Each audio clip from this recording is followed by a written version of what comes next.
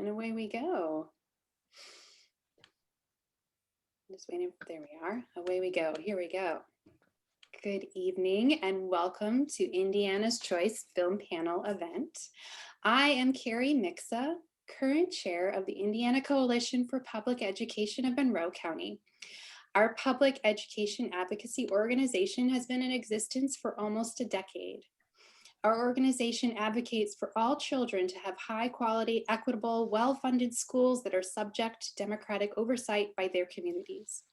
Over the years, ICPE-Monroe County has hosted forums and community conversations that explore topics such as special education rights in the era of school choice, the history of school segregation in Monroe County, high stakes testing and measuring student success, and how legislative issues are impacting our schools.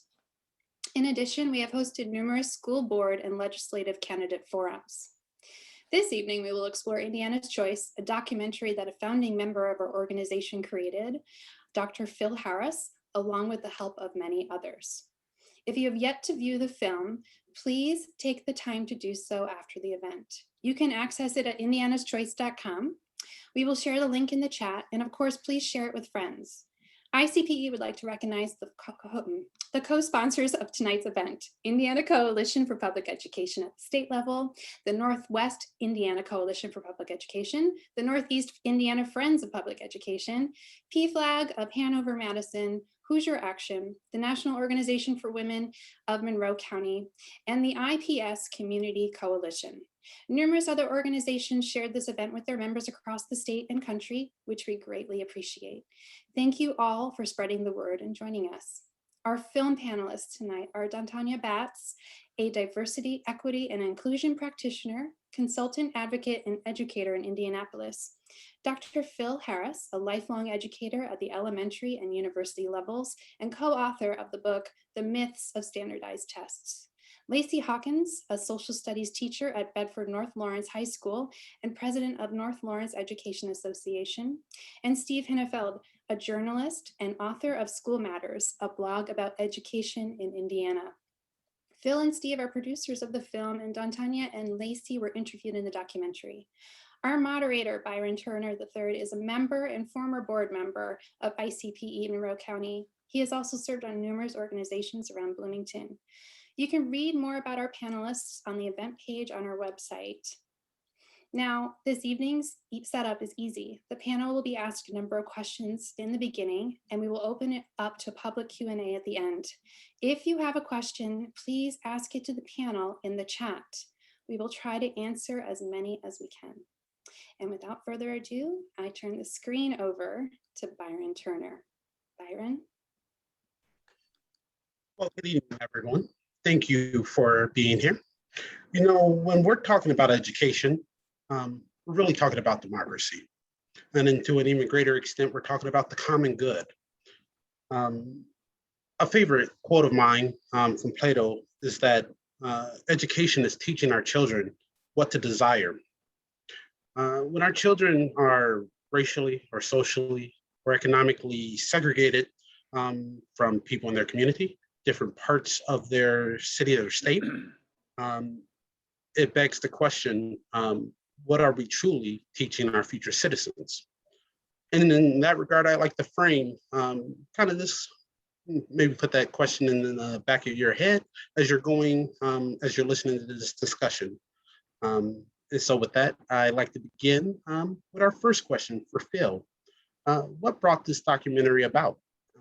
How did the subject of the choice in charters legislation ignite the interest in putting a documentary together? Well, to try to keep this answer short, I could go on for most of the entire program about what brought this about, but really was in listening to the reports of the growth of the charter and voucher movement, it became clear that the state of Indiana has legalized and encouraged people to discriminate and segregate themselves. And that became such an obvious outcome of this choice and voucher legislation that I just felt we had to have a message that conveyed the emotional movement that this legislation was creating, and it rang so much to the history of the civil rights movement in the 60s with the freedom schools and the choice academies that grew up all over the South. And I just found that comparison too real. So I had the opportunity to work with Steve and some other fellows to put this message together.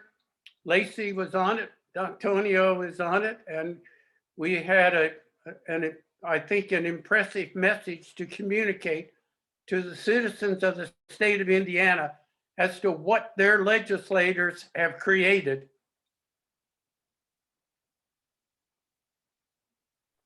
Thank you so much. Any, I'd like to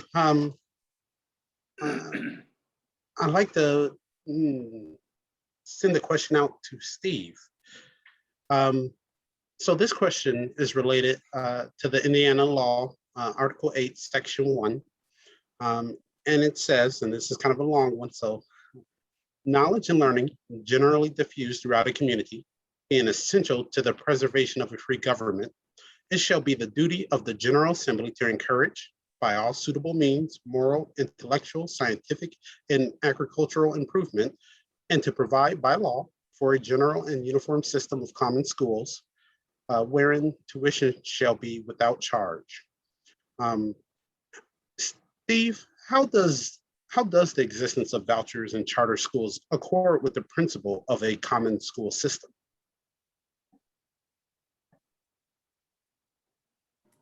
Sorry, the mute button.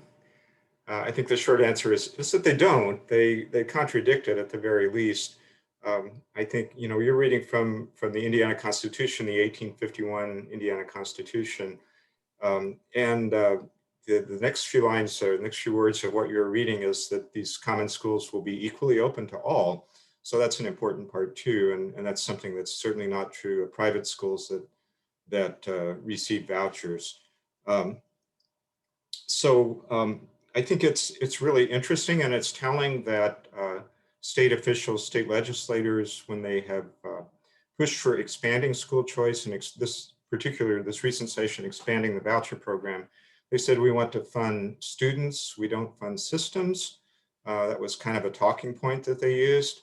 And it sounds kind of catchy, but in fact, the Constitution says you will have a system, we will fund a system, and there's good reason for that. The system of education is what you put in place to make sure that it's there, that it works for everybody, and that you can have some accountability for what happens, rather than just you know, giving everybody a certain amount of money and saying go try to find what you can find on the open market. And I think another thing that's really striking from that language in the Constitution is that it really talks about education being for the benefit of the whole society, for the improvement of morality, of science and intellectual activity and agriculture and so on. It's not talking about education being something that's just for the benefit of the student or the benefit of the family. It's not like a private good, it's a public good, it's something that's public. And that was really clearly articulated in the Common Schools movement from the 1800s. Of course, that was, as Representative Matt Pierce points out in the documentary, that was aspirational to a large extent. It wasn't true that everybody had access, anything like equal access to schools. Of course, African Americans were not welcome in public schools or were educated separately for many years, and we know that's the case. You know, it's something that, but I think the aspiration, the goals, the ideals that are expressed were worthwhile, and something we still should be striving for. Absolutely, absolutely. Thank you. So this next question is for Dantanya and Lacey. In the documentary, Lacey mentioned that public schools welcome everybody, and the diversity found in public schools is what makes it great. And what is becoming an increasingly diverse U.S. society, and yet one that also at the same time could feel quite divided, Is it right for public schools that accept tuition support funds from the state? Excuse me. Let me state that again. Is it right for private schools that accept tuition support funds from the state? 90%, 99% of school choice funds go to religious schools, to exclude children from different populations based on gender identity or other social markers such as religious beliefs? Are our tax dollars being put towards undermining a common purpose and unity? I'll let whoever would like to go first.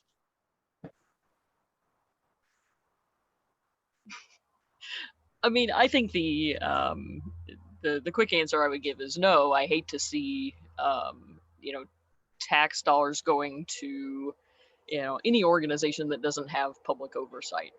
So I think that we run into that in private and charter organizations, and from a religious standpoint, and this topic may come up later, we have those barriers for reasons, not just to protect tax dollars, but also to protect religious organizations too. So if there are churches that want to run private schools that teach a particular doctrine, to take tax money to do that, I think really opens them up then to public oversight, which I don't think they would want. I think that's why they're private. So that's problematic on two fronts.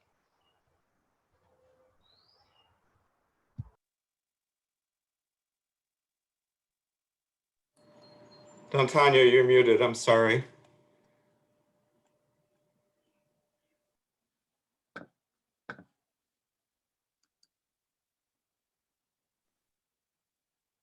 It appears we may not be able to hear you.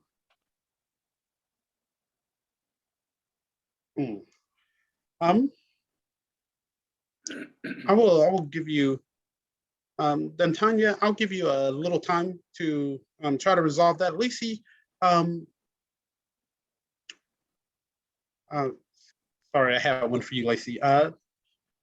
In the documentary, Dr. Hammock, former superintendent of Brown County Schools, mentioned how choice has hurt her rural district, and yet Brown County has no charter schools or private schools in their district limits. You teach in a rural district. Has school choice affected a rural area like North Lawrence? So yes, quite a bit, and more so over time. So if we think about, originally you have this education budget, and every time we open a charter school or we expand vouchers, that money still comes out of that same pot. So in a rural, if we go back 5 years, Lawrence County has, where I'm from, has a private school, and then we have our public school system. And so when school choice became a thing, some of the money that is designated for public schools, it was now going off to the private school. But then, of course, we also have, more recently, we're opening a charter school in Lawrence County. And so that's going to kind of dig into the budget a bit as well. And then even things like, school parent choice and school choice isn't just about public, private, charter. It also includes things like homeschooling. So we sometimes see kids disappear out of the public school system, and no one really knows what's happening with them. There's no way to check on them. There's no way to know. Some parents homeschool just fine, but with no oversight, we just lose those kids altogether. And I think that, I don't know, as a teacher, that always concerns me, just to see a kid just disappear. So yeah, I think school choice hits rural schools just as much as anybody else. So thanks. And Tanya, are we able to hear you? I hope so. Can you hear me now? Yes, we can. All right, great. Well, I agree with Lacey. I don't think that private schools would like the public oversight. And I don't think it's fair to have your cake and eat it too. Getting public assistance, because that's what it is, in support for tuition and funding families to be able to attend their exclusive schools. I would think that you would want your private institution to stay as much private as possible. A quote that haunts me was a parent when the whole vouchers, before the new law passed, where they raised the income limits, where more middle class and upper class, lower upper class families can access vouchers, is a parent saying, I pay too much money for those kind of students to come to my school. So it's interesting that we have this illusion of choice where there's now vouchers that are available for people who would already pay for their children to go to these schools. So are we undermining the common good and the common unity? I think that is the effect. And I believe that it is by design, because I really don't I'm thinking of, if I were to create a public, I'm in a private club, I don't think that I would want anyone else to tell me how to run that club. But once you open yourself up to receive benefits from the public institutions, and then you tell me I don't have a say in how that private club is run, now we want to fight. Now there's a serious problem that contradicts the very essence of why you exist. You exist to be able to exclude, and yet you want my public dollars so you can tell me that you're going to continue to exclude, which is not fair or doing any justice to our children. Because private schools choose their students. Parents don't necessarily choose. While you may want to go to a private institution, the ultimate decision on who gets in is the schools. So public dollars should not go to support that. I hear that. Hey, Brian, Well- I'll weigh in on that if you. Yes, please. I think what Lacey and Antonio are saying really speaks to the Supreme Court decision when it ruled, yesterday was the anniversary of the Brown versus Board of Education, and separate but equal was declared unconstitutional. And our state has set up a system where they're trying to operate 3 different systems, with a charter system, a private system, and a public system, and trying to claim that they're equal. And there's nothing equal about them. And there's nothing that you can do to make them equal because of the legislation that our legislators pass. So I think the message you heard from D'Antonio and Lacey is really an important one.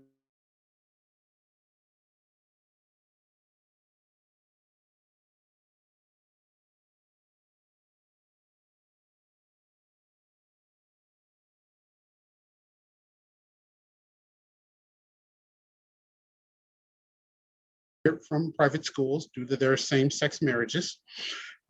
Firing for this reason is something that cannot happen in public schools because it's against the law, because it's a form of discrimination. These schools receive school choice vouchers provided by the state from the same funds as public schools. Recently, a judge dismissed and threw out Joshua Payne Elliott's discrimination lawsuit. He too was fired from a private school in Indianapolis for the same reason. News reports on the case stated that the Catholic Church is immune from the law, but if public funds, be it tax credit scholarships, school choice vouchers, go to those schools, they are transferred from the state to the schools once a student qualifies for a choice scholarship. Should they be immune? Shouldn't they have to follow the same rules as public schools? Well, they certainly should. And in our film, we've had several people really address this, including the lobbyist that we have, the lobbyist attorney, really tried to make this point that it's one thing if you want to have your private school and set up your own rules, but as you heard just recently expressed by D'Antonio, when you take public money, you have to be open to public oversight. And discrimination is wrong, regardless of whether you're doing it under religious or political or economic conditions.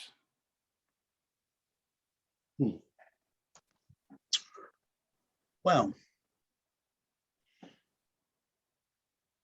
thank you. Thank you for that one. And I want to follow up, and I'm gonna throw this to Phil, and then also like, everyone else who'd like to jump in. And this question is dedicated to Roger Fierce, one of the founders of our local ICPE.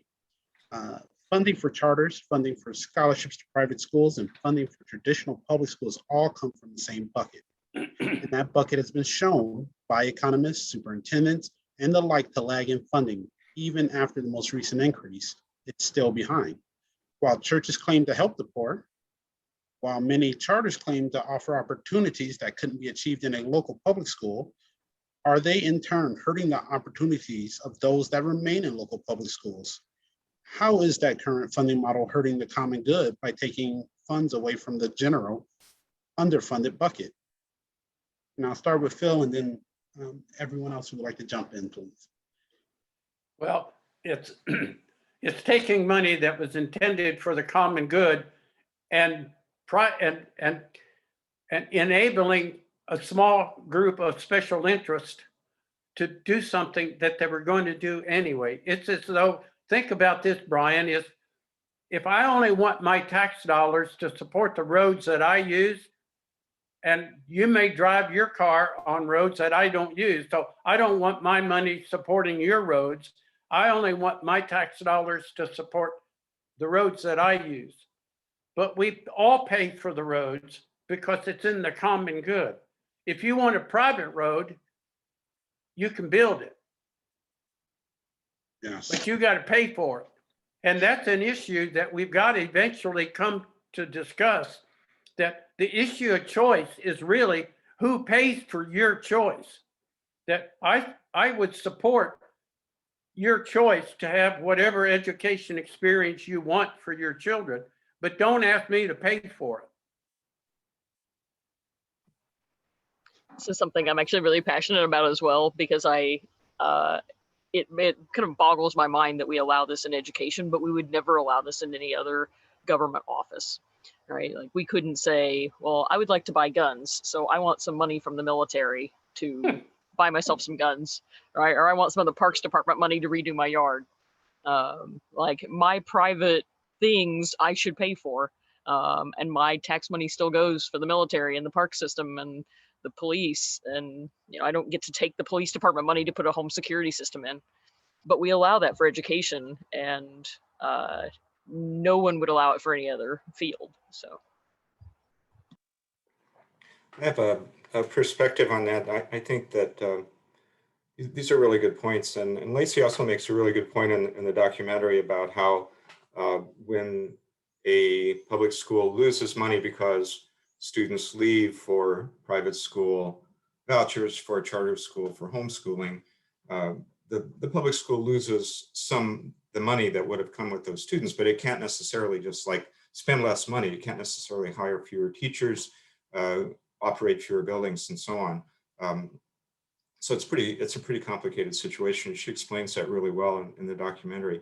But I also think it's true that while it's certainly true that there's one pot of money, and the legislature is only going to approve so much money for education. So if more goes to charter schools and vouchers, that means less is going to public schools. It's also true that that's not the reason that public schools have been underfunded. They've been underfunded because the state of Indiana has made a decision to try to be a low tax and low spending state, including on education, and really made a decision some years back not to prioritize spending on education. And it's not that we don't have the money. It's not that even with the charter schools and the vouchers that the money could be there to fund schools much better than they have. So those are two separate issues. It's not really part of what we're here to talk about, but I think it's also important to know that. Well, and I'm going to follow that up, Steve, by asking you a question. So charter schools have been fighting for local funds as they do not receive local property taxes. In the past 2 legislative sessions, bills have been presented covering this topic. Which one piece of legislation passing in 2020 stating that public schools could share referendum funds with charter schools if they wanted? Why don't they receive, being charter voucher schools, receive local property taxes? I think there's a general principle that being funded with local property taxes comes with local democratic oversight. Um, most entities that receive property tax funding, public schools, school boards are typically elected. There's still a few, I think, appointed school boards in Indiana, but most of them are democratically elected. You elect the mayor, you elect the city council, you elect the county commissioners and the county council, the township trustee and the township board. Those entities that make decisions about how property tax dollars are spent are typically elected to and have to submit themselves to the public. And if we don't like how they're spending money, we can vote them out. We can vote against them. We can have some influence on that. With charter schools, you can't do that. The boards are typically appointed, self-appointed, or appointed by the people who organize the schools. They don't stand for a public election. With private schools, even less so. Charter schools do have some aspects of being public, being subject to open door law, public records laws, and the like. Private schools don't have that. So I think there's a real expectation that if it's publicly funded, there should be public oversight. Another aspect of this is that public schools generally, for the most part, use property taxes for transportation and for buildings. Not for general operations. Most of that money comes from the state, unless, like Monroe County, they have a property tax operating referendum. But the vast majority of schools in Indiana have not passed those referendums, probably could not do so. So charter schools are not required to provide transportation. Some do by choice, find ways to do that, but many do not. They do have to provide buildings, obviously. But the legislature does provide funding for charter schools to make up for the fact that they don't get property taxes. They increased that amount in the current session to eventually $1,250 per pupil, which according to a report last year by the Center for Reinventing Public Education, kind of pro-charter organization, that's about the average that charter schools in Indiana spend on buildings and facilities. So I think that's the basic explanation of that. So, if I'm understanding correctly, it sounds like charter schools are operating on a very tight budget. Would that be correct? And I imagine the pay is probably not that great, and they're experiencing high turnover, like the whole profession does, to a certain extent. Don Tanya, you told a story in the documentary about this, didn't you? Is the basic charter school business model a good idea for children, especially children that may lack ability outside of school? The business model is not good for children. Oh, When I you don't think think I of, can hear you. you can't hear me? I You can? can. Yes. Okay. Well, the business model is not good for children. When you think of businesses exist to make a profit for their shareholders. In a public school system and schools, what is the product? Who is the consumer? Who benefits from the business of the school existing? The community does, ultimately. Our democracy does. The direct consumers of the business of school are children. And what happens inside of the building of a school has lasting impacts. I run a business,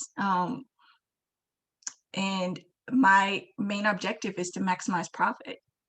To maximize profit within the school context means that we have to cut back on certain services and resources to children in order to make our bottom line look better from a business perspective. So is that good for children? No. And when I think about my own children, I don't think of them as widgets or products or services. I think of them as individuals who are full of potential, deserve every opportunity that's presented to them. and the ability to discover and learn how to think critically in our world, and to be able to take what they've acquired and contribute back to make our society better, to engage in society for the betterment of all people, to be able to maximize their potential as well. So business, children, and schools don't mix. Well, thank you. I I personally agree. Now, in the documentary, you were transparent about your involvement with the whole choice system and charter system. You used vouchers to send your children to a private school. You taught at a charter school that abruptly closed. And you live in Indianapolis, a city in which the distinction between charter and public schools has become quite gray with the introduction of innovative network schools. While school choice may help the individual family, do you think all of this choice helps or hurts Black families and communities? I must say, when I chose to send my children to private school, um, it was at kindergarten. I was a single mom, recently divorced, and I wanted my children to have a specific worldview in all aspects of their going about. So initially, I was not a voucher parent. Vouchers didn't come into existence for about 5 years into me sending my children to, so I would have paid for my children to go to private school regardless. When I became eligible for vouchers, I jumped at it. I thought relief in the budget, how exciting, you know? However, when I discovered what my choice to accept the voucher did to the public school system that they were taking, you have to declare what school system, what public school district you live in, and that determines how much of a voucher you qualify for, or something to that effect. And when I learned what my voucher, that my voucher was taken away from the resources in that particular local school district, I couldn't in good conscience continue to accept vouchers. So for another few years while my children were there, I declined to accept the vouchers. And then my children became a certain age, and lots of things were happening in our nation where my children were beginning to be looked at differently, in this place where I wanted them to get this specific worldview. And I needed my children to understand, as Black boys in America, that there's a certain perception of you, and you must be able to hold your own and understand different perspectives, and understand that you may not be able to do what other people do. So that was my voucher journey. My decision to teach at a charter school. Now, mind you, I do not have an education background, although I teach in a local university. I didn't have a temporary teaching's license. Unfortunately, on my side of town, there were no high schools in the district. In the neighborhood, there were no high schools. All the high schools had been shut down, and then up popped a particular charter school. 2 days before school started, I got a phone call because they did not have an English teacher. They needed an English 10 teacher. English 10 is a tested subject, standardized tests, no education background. So our children are being set up from the jump, while I taught with my heart, soul, followed the CAN curriculum and integrated and tried to break it down into language that the children would understand based upon, their experience, Sir Walter Raleigh's poem, with all the old English, what is he talking about in this particular poem? It was a poem about love. I can't remember what the title is of the poem right at this point, but it was about love and breaking it down and in language that they understood, that they could culturally relate to. And it opened up new ideas and things of that nature. So, and then here's another thing. So my decision to teach at that school was to help, because they were not going to have a teacher. And then understanding that, many of these charter schools have a very specific curriculum style or niche, where, for instance, like for instance, an arts infused school. Well, our arts infused curriculum had to do with the children being able to listen to music as they walked into the classroom, or sit at a desk for 15 minutes, then get up and do whatever you wanted. Well, as a tested subject, I couldn't allow that, in my classroom. But because that was the culture of the school, when it came down to standardized tests, I literally had to turn my back and shed tears, because the students were not accustomed to sitting for long periods of time in order to concentrate on a test that was high risk. It determined whether or not their school was stayed open or not. And it was just an interesting experience. So do I think vouchers and charter schools hurt Black and brown children? Absolutely. Because while they may have better buildings and fresh paint and grand ideas and well-meaning individuals, sometimes, oh, here's another fact, sometimes staff turns over rapidly in these places.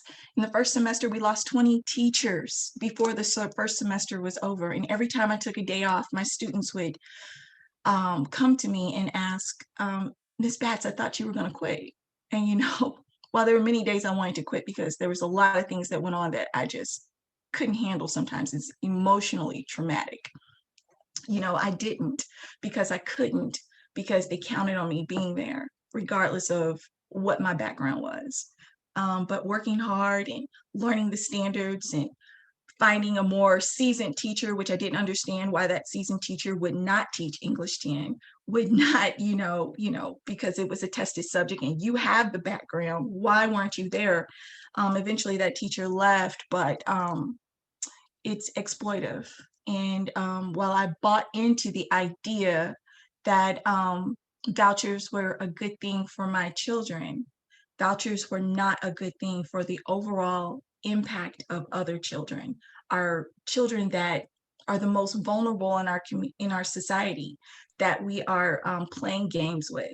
And in the end, those children are going to be adults. And after we've learned that this experiment does not work, after being 40 years in the making and then 40 years out, we're going to look back and realize that the promise of saving money and the promise of better alternatives just didn't deliver.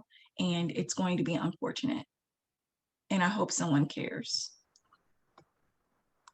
Can I add to that? Because Definitely. since I live in a very different community, we have a predominantly white community with a, probably 10% ethnic diversity outside of that.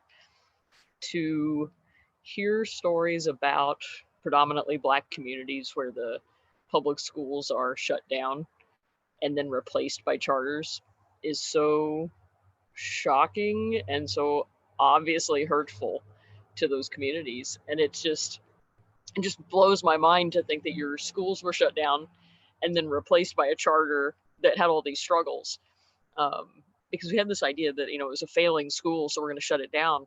But the charter school wasn't working either. And what were they doing to help the public school other than continuing to cut their funding and ship it out to vouchers and charters? So that's it. It blows my mind, and I'm shocked for you. I do want to say one comment. I heard a charter principal say that if my school doesn't work, I want my school to close. Accountability is not closing a school. Accountability is realizing where the gaps are and the issues are and fixing those, getting the resources that we need in order to hold the school accountable for properly educating our children. You don't shut it down. I don't think people realize the trauma that is associated with taking vulnerable students and just shutting a school down like it's a failed business. And the effects, now that happened about maybe 2 years ago now, the effects of that school closing, it's still, like concentric circles in a pool of water, it's still having impact. The reason probably one of the biggest reasons I'm sitting here today enjoying this great conversation with you all is because I sat on the other side of the fence teaching at a public school in Gary, Indiana, after charter schools had already kind of come and gone and the damage had been done. And what was left was a classroom built for 35 with only 14 students in it, but 12 having IEP or behavioral challenges, the like. And no teacher should, or I imagine maybe could, take care of all the needs, all those students all the time. Not even to mention all the other things going on in our students' lives, especially in that area, but that the students, their peers leaving, the ones that can, them being kind of clustered in the school, having those high needs, it led to such a challenging environment, an environment that where the public school could not, it's impossible to hit the state requirements and standards at that point. And yeah, it was an experience that opened my eyes and, like I say, puts me here today. Let me, I'm gonna shift a little bit, and I would like to make sure this question gets asked to Steve. Steve, you do a lot of research and reporting in your blog. Where do we go from here? What do we take from this documentary? What general action steps are there? And anyone else feel free to contribute as well.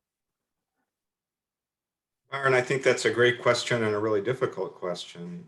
I think that, we've seen that Indiana's state government is, with the Republican supermajority in the legislature, is committed to the principle of pretty much unlimited school choice.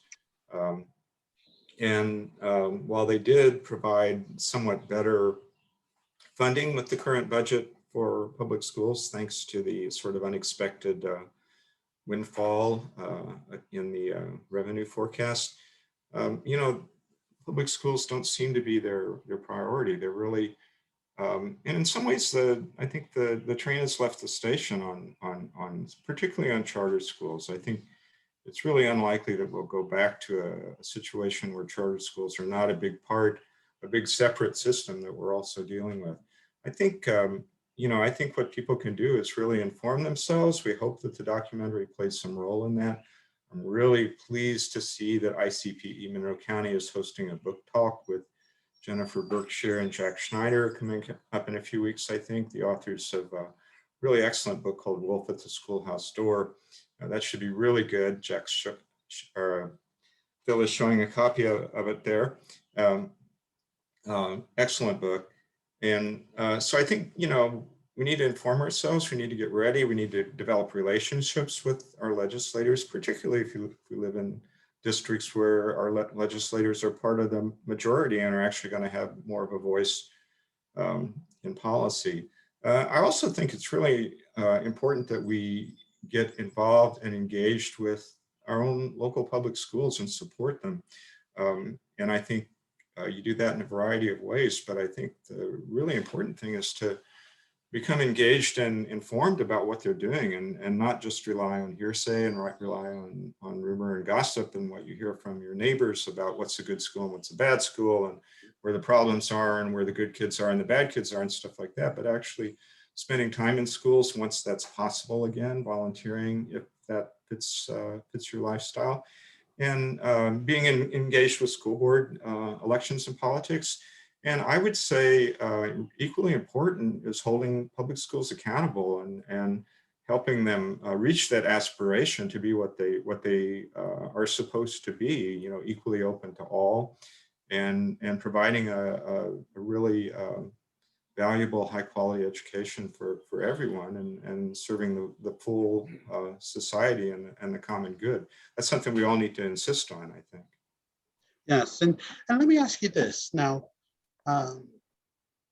Would you have any suggestions on how we might provide better oversight for the voucher system? I mean, Indiana legislators are adamant that parental choice is good enough. Is that the case? It doesn't. I think that, the accountability of the marketplace is no accountability at all, really. You know, legislators will say if schools aren't doing their job, people will vote with their feet and leave. Well, that doesn't really help students. I think there needs to be greater accountability, particularly for voucher schools. I think when you talk about charter schools, almost any statement you make about charter schools could be true because they are so varied and so different. There are so many of them, and they're almost every statement you would make would be both true and false. But I think in terms of vouchers, at the very least, there should be some restrictions on discrimination, like is described in the documentary with this two guidance counselors at Roncalli. We've also seen that particularly with students, you know, being rejected or screened out for various reasons. Students with disabilities, as well as students with because of sexual orientation or gender identity. Students who don't speak English as their first language. You know, that's just wrong, and that shouldn't be the case. And we really should be talking to our legislators about making sure that that doesn't happen. I'll comment on that as well, that there's, to be informed is to understand what's not happening for many children in the state of Indiana under the voucher and charter, and that's in the special education group. The state of Indiana is really doing a disservice to at least 20% of the student population that are receiving special services. And that money that's available for those children is not going to those private enterprises. And so we are not able to serve the entire population due to this. But we need to also restore not just accountability, but a sense of social justice here, that we have not wanted to really be into this conversation. But our public schools have not been a huge failure, as many of our critics have tried to make, that our public schools have failed. And that's been a part of what I considered a big lie, the real big lie, that you can take from that whatever you'd like. I see you're smiling, so you get the point. Our public schools have been extremely successful and continue to be extremely successful. And we need to reinvent our state legislature to understand how important our public education system is to our democracy. And we're really seeing an attack on our democratic principles and values.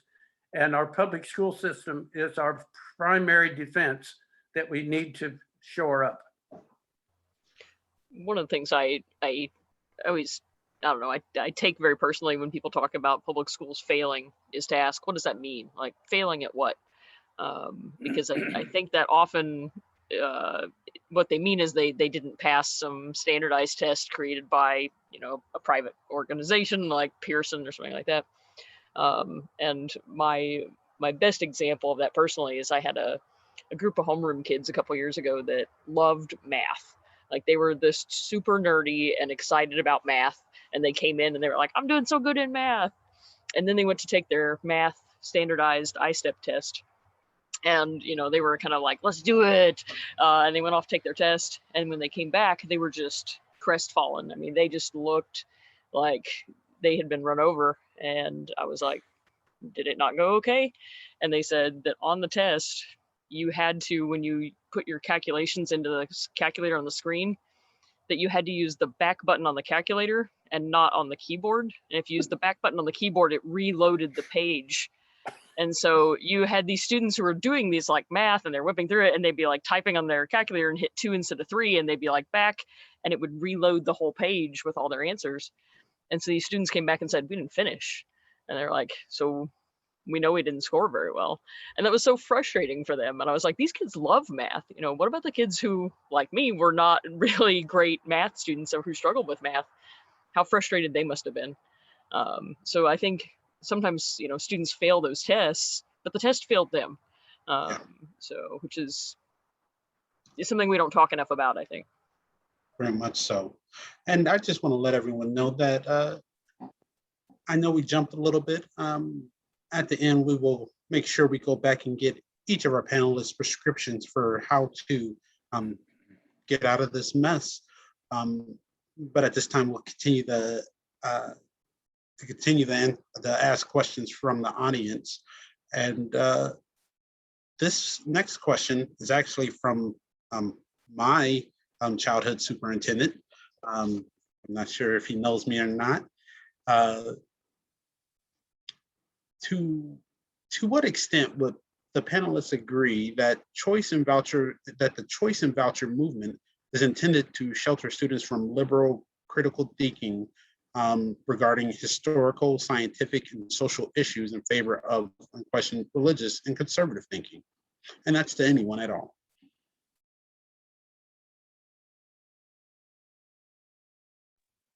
Well, there's certainly some of that. I wouldn't say that that's the whole thing behind the movement, but I would say certainly some Indiana legislators are they're people who would be on board with this anti-critical race theory nonsense that we're starting to hear around the country now, where people are kind of imagining that public schools are teaching some kind of socialist dogma or something like that. And it's really, I think people watch a lot of certain news programs and kind of pick up these ideas and run with them. And I think a number of Indiana legislators are in that boat. And we certainly do know that some religious schools that receive and accept vouchers, in addition to discriminating against certain students, are teaching a very particular worldview that's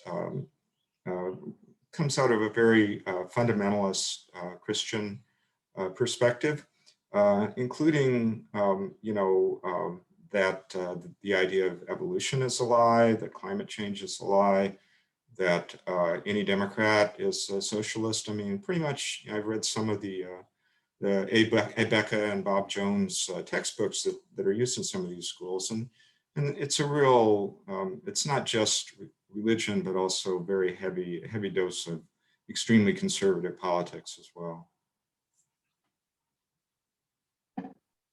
Any other thoughts on that from any of the other panelists? I would think there's a real fear of tainting our children with a certain ideology. So I think the effect is to ensure that there is a safety net. And I just firmly believe that we've got to create these charter schools and, allow, put the barriers in place so individuals can't necessarily get into our, even with your voucher, can't maybe not meet the admissions criteria for a public school, for a private school, in order to maintain segregation, to keep you in your neighborhood so you don't choose to go to the better school across the way. And so you can't taint our children with your whatever ideology from your hood or from your family culture or from the bigger culture that you belong to, et cetera. So I believe that the effect will have, what the question addressed, but the real main thing is to insulate our children with a particular route to keep them safe, so to speak, because I can definitely speak to that with my own children as a single mom. I wanted my children to be safe, which back to the previous question, are parents' oversight good enough? No, because the natural parent's default is to protect your child. And so what am I protecting my child from? From learning exactly who they are in our society, from learning that you're, as much as we look or think differently, that we're really at our core basically the same. I had to really do some self-evaluation as what am I doing to my children because of my own biases and my perceptions of what the unsafe thing is. Very much so.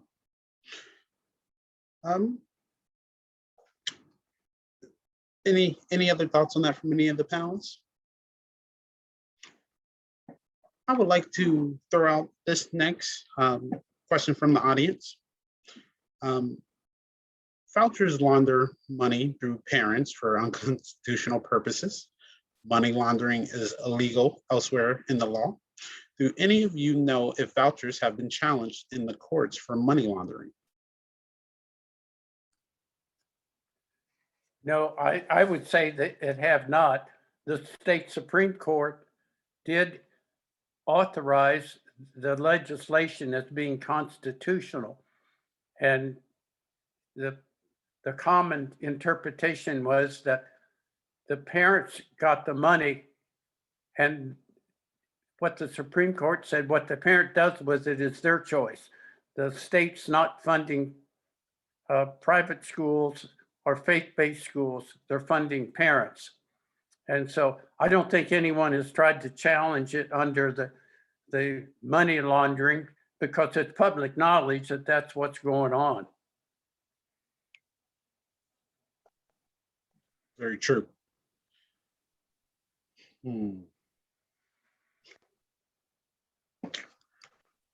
I can me add see.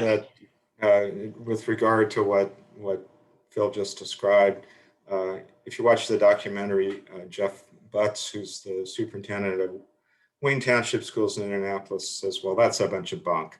And, you know, it may be bunk, but it's what the, as Phil said, what the Indiana Supreme Court has ruled. Follows somewhat from a US Supreme Court ruling on the Cleveland school voucher system. So courts have kind of created this runaround for vouchers. If it's going to be challenged, it needs to be challenged, again, not against the schools, but against the state for creating such a system. And there are some legal scholars who have suggested ways of doing that some legal theories that could be used. But again, the courts have become very conservative on these matters. Amy Coney Barrett, the newest Supreme Court justice, was a school board member in South Bend for a school that reportedly didn't accept families that were gay or transgender, but also received state voucher funds. So it doesn't seem like she would be a good candidate for ruling that that's illegal. Yes. I'm going to throw this question here out. With all the cards stacked against the public schools in terms of lower enrollment, who can choose to educate, how they spend funding, etc. How would anyone on the panel propose to shift the focus away from the quote unquote failing school labeling and perceptions that many public schools receive in the press and by local officials? Tag along question, how can the public school system in Indiana and in the US speak out against the media machine of stats that promote privatization of our public institutions? The undermining of public schools has been going on for a long time. I remember when I was in school 30 years ago that there was a narrative, you know, you go to IPS, that's a bad school, but I was in a magnet, so it was okay. So there was also a question here about what makes a school good. Stories that I've heard from parents, some people didn't even know how bad or how much of a failure their schools are until someone told them, because they got a good education, they had support from teachers, they had excellent extracurricular opportunities, they were doing well and had a love of learning, and they were supported. You know, whether it was your neighbor who supported the school, it was like a cultural hub within a community. And when you go out into the wider world and learn, hey, my school, I had a great school, but then someone tells you, no, they're not. You don't know that your school is failing until someone tells you. If your experience is positive and you have a love of learning, I think we've gotten away from what is the purpose of education. That's something that our state needs to answer. What is the purpose? Is the purpose to get a job like the path that we're on now, where you choose a pathway in the 6th grade based on a test? And then, you know, this is your pathway in life. Or is the purpose of education to think? Is the purpose of education to learn how to care about the community and for the common good, et cetera? I don't know, because it's very confusing nowadays. I know what I want my children to gain as the result of an education, but the bottom line is, what makes a public school good? How can we change the narrative that's been implanted into our brains for decades now about public schools and how it's something other? I'm not sure what the answer to that question is, because those who are developing policies in order to undermine public education have done a very good job, marketing and PR, of telling us. And I want to bring this point because as I look back at research and look at how the extracting or the pull away from public schools in the urban areas, it's really started for in IPS, is when other school districts or in other counties stop allowing IPS schools into their athletic conferences. So you take away some sports activities where your sports aren't all that good. Then you have this talent drain that goes to other townships because they want to play with a good team that's a winning team. It makes me think of when why decisions to go to a class system as opposed to having one state champion, et cetera.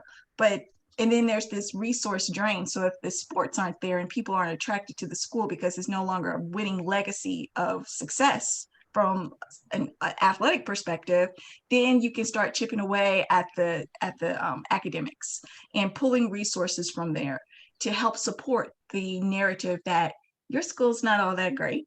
Look, there's failure after failure after failure here. And so I think that narrative, and then once you start talking about failing schools, well, children comprise those schools. They're the ones that are there. So who are you actually calling a failure? It's definitely not our children. And we are failing our children by allowing this to perpetuate and to take hold. And I was a player in that whole mind game. I was manipulated, exploited. But when I woke up, I realized that our public schools are something to fight for. I'm a proud public school graduate, and I'm proud to say that my children will be. Three of my four children will be public school graduates. So, and that's awesome.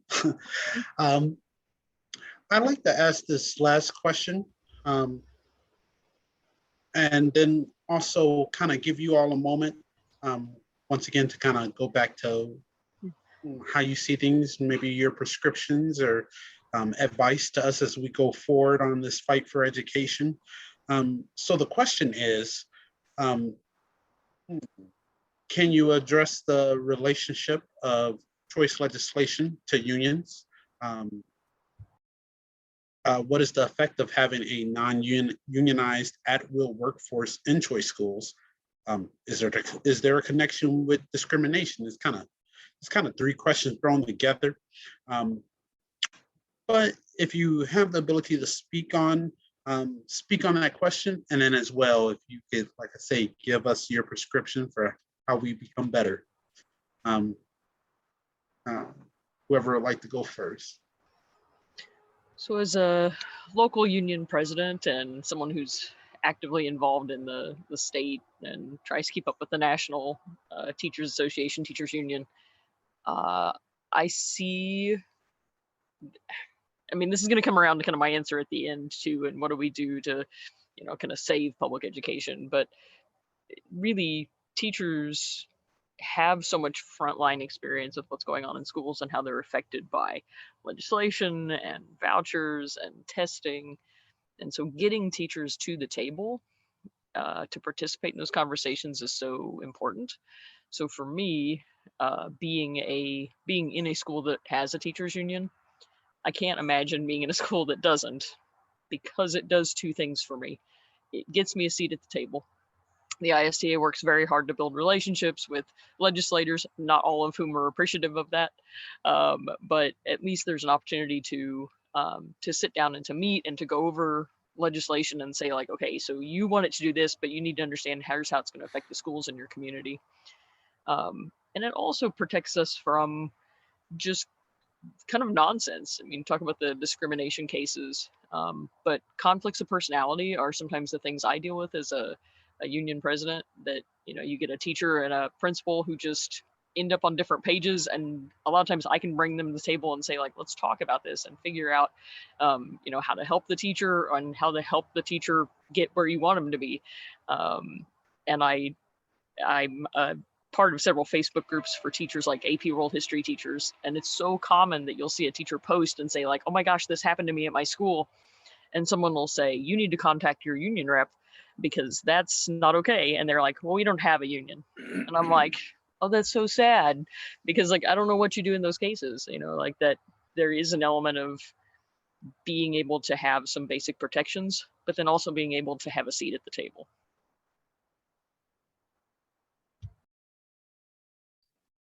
Very much so, and thank you.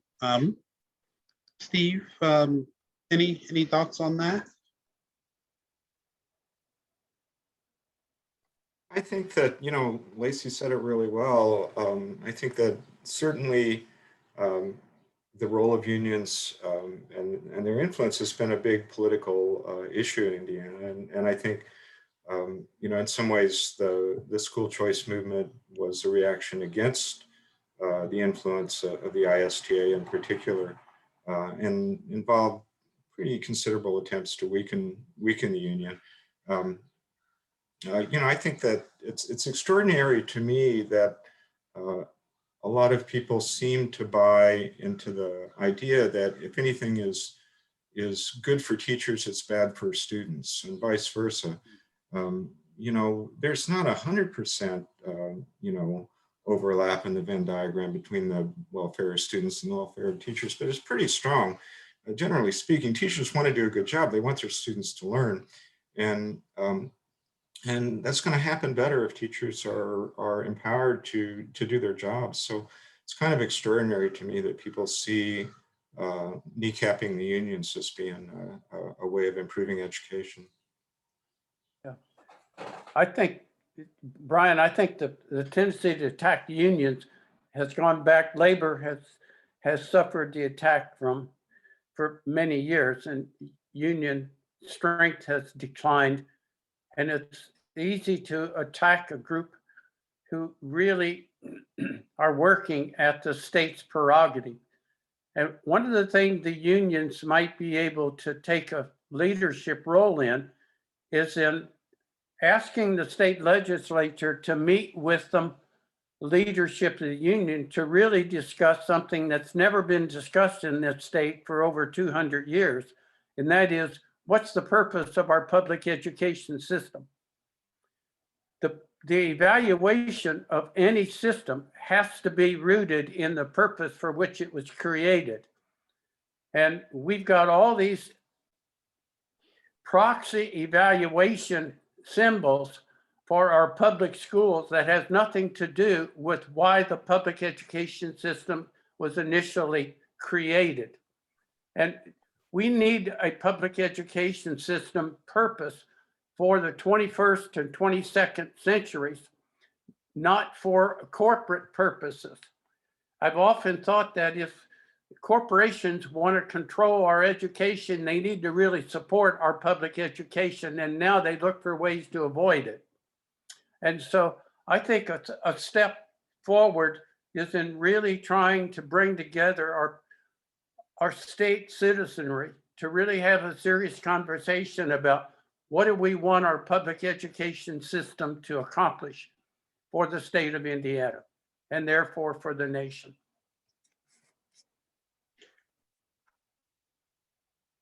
Thank you, Phil. Don, Tanya, any closing statements or any additions from anyone else on the panel? I just need to remind us that this is a difficult fight. And I agree, we need to get back to what is the purpose? What are we fighting for, and why? Why does it really matter? I'm just upset and disappointed in our legislators because we are exploiting the most vulnerable students and undermining some of our hardest workers, and really doing ourselves a disservice, and everyone's waiting around to see what the impact is going to be in a decade. And I just don't think it's fair to any child to be for the results on your third grade IRE test to determine the capacity for future prisons.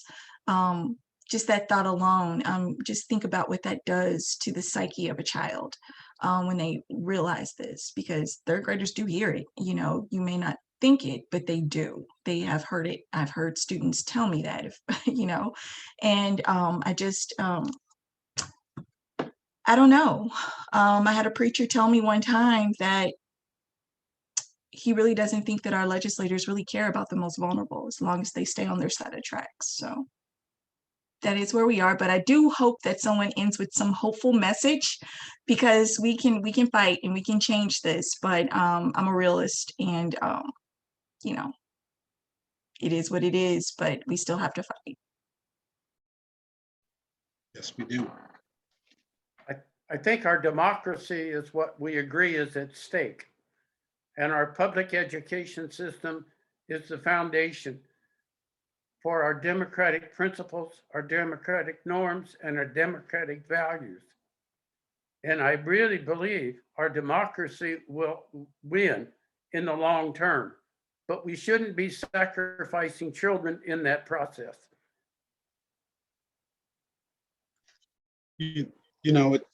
It's so interesting that I kind of asked the question, what are we teaching our children to want or desire? And we kind of ended on this question of what is the purpose? What do we want? And even though that question doesn't have an immediate answer right now, just a question being posed in a group like this really inspires me to go search for that answer. So thank you all for giving that to me. Any addition from the panelists?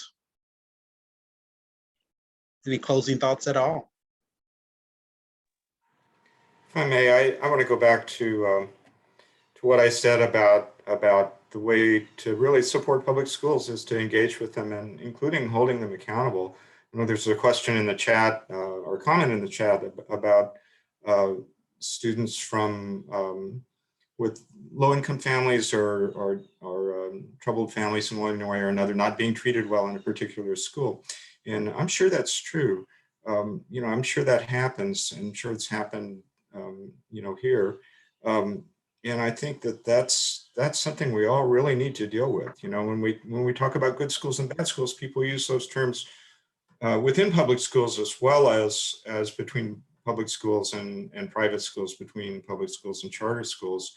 I think we really need to challenge people when they use those terms, what they mean. You get them to explain what their experience is, how they know that, what they're talking about, what they really mean by that. Are they talking about just a school, it's a good school, a school where the kids have a lot of money and a lot to eat and the test scores are high, or is it something different?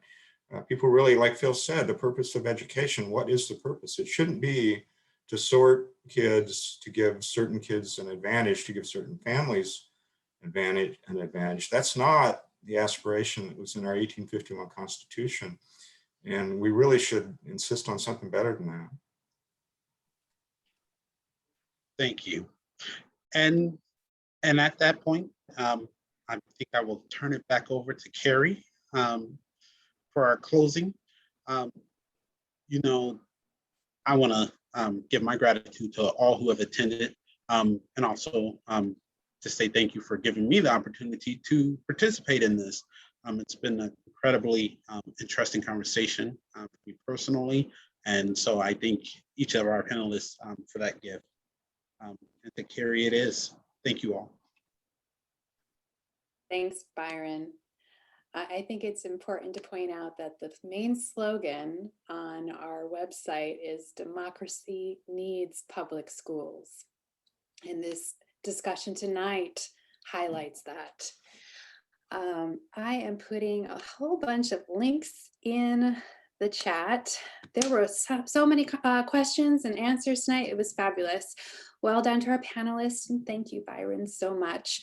Thank you to the audience for joining us. Usually at these kind of events, we pass around a hat. Making a documentary is not inexpensive. Making a documentary during a pandemic, that's a whole other level of complexity. If you have the ability to make a donation, please do. There is a donation link at indianaschoice.com. Every little bit helps. And if you wish to join ICPE-Monroe County or your local ICPE or state level ICPE, please do. The links to join are in the chat. Save the date. The next ICPE event will be on Tuesday, June 1st. It will be a discussion of the book Wolf at the Schoolhouse Door with authors Jennifer Berkshire and Jack Schneider. Thank you again to our panelists for offering such insightful responses. Thank you to Byron for guiding us through the conversation. And thank you to our loyal members. Without members, we could not exist. And thank you all again. Good night.